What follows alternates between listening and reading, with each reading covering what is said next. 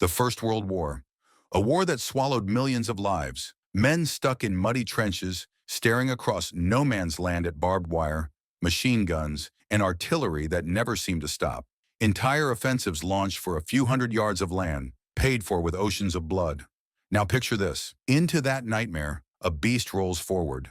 Not a fragile British Mark I, crawling at walking pace, but the M1 Abrams, the deadliest modern tank on Earth. Could a single machine rewrite the history of the Great War?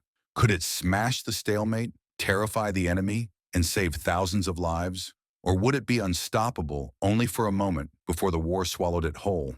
Let's break it down. The Abrams is a monster, 70 tons of composite armor designed to shrug off modern anti-tank weapons. To a soldier in 1916, it would look invincible. Rifles, pistols, even heavy machine guns would do nothing. A shell from a field cannon might scratch the paint, but not much more. It moves at 42 miles per hour, 10 times faster than any tank in that war. Its armament, a 120mm smoothbore cannon, capable of blowing bunkers to pieces. A .50 caliber machine gun that could shred infantry positions in seconds. And 2 more machine guns for backup. Now compare that to what soldiers actually had. The Mark I tank, Britain's pride in 1916, moved at 4 miles per hour. It overheated. It got stuck in the mud.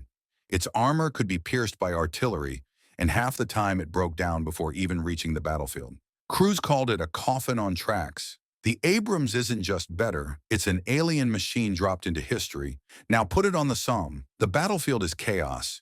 Men are cowering in trenches, shells exploding overhead, machine guns cutting down wave after wave. Then through the smoke, something new appears. A steel giant roaring louder than any engine they've ever heard. Bullets spark off its armor like raindrops on stone. German machine gunners fire until their barrels glow red. But nothing works. Panic spreads. Soldiers shout, "Teufel Panzer!" A devil's tank. The Abrams strikes back. One 120mm round tears apart a bunker that dozens of men had died trying to reach. Its machine guns sweep the trenches clean. German soldiers scatter, some running, some frozen in terror. To the men who had been living in mud and despair for months, it would look like a miracle sent from the future. Behind the Abrams, Allied troops would surge forward, finally able to cross the killing fields of no man's land. But let's pause, because as unstoppable as this looks, there's a problem. The Abrams doesn't drink diesel, and it doesn't burn coal. It runs on JP-8 jet fuel, something no one in 1916 had ever heard of. Its 500-gallon tank could last maybe 8 to 10 hours in combat. After that, it's out. A 70-ton steel bunker sitting dead in the mud. And when it breaks down, the mechanics of the time wouldn't even know where to start. They'd probably argue whether it ran on coal, oil, or horse feed. That's the catch. Modern weapons don't fight alone. They need supply chains, fuel trucks, engineers, spare parts. None of that exists in the First World War. One Abrams could dominate a battle, maybe even 2, but it couldn't fight a whole war by itself.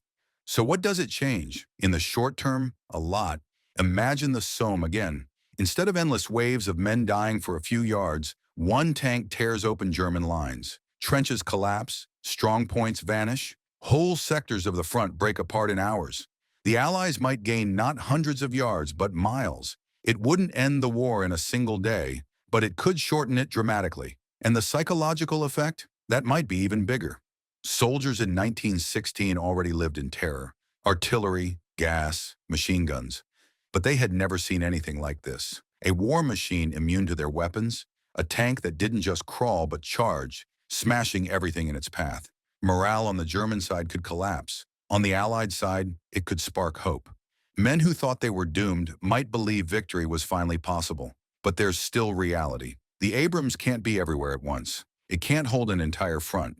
Once it runs out of fuel and ammo, it's stuck. And when the shock wears off, the Germans would adapt. They'd bring up heavier artillery. They'd concentrate fire. They might even try digging traps to bog it down. In time, one miracle machine would become a giant target. Still, imagine what that single day would look like. The front lines crumbling, entire divisions retreating in panic, reports spreading across Europe of a steel monster that nothing could kill. For a brief moment, the future of warfare would appear decades early. Would it end the war? Probably not.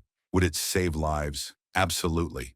A single Abrams at the right moment could spare tens of thousands of soldiers, maybe shorten the war by months, maybe even a year. But without the world to sustain it, without the factories, fuel, and logistics, it's a superweapon with an expiration date. So what if a modern tank fought in World War I?